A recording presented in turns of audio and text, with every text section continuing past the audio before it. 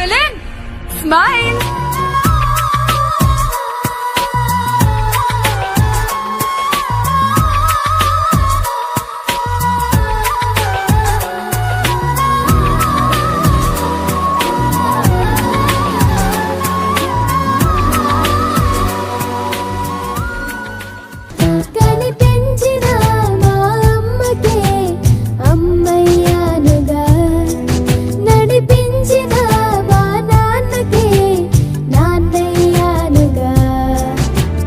ఒకరిది కన్ను ఒకరిది చూపు ఇరువురి కలయిక కంటి చూపు ఒకరిది మాట ఒకరిది భావం ఇరువురి కదలిక కదిపిన కథ ఇది ప్రేమ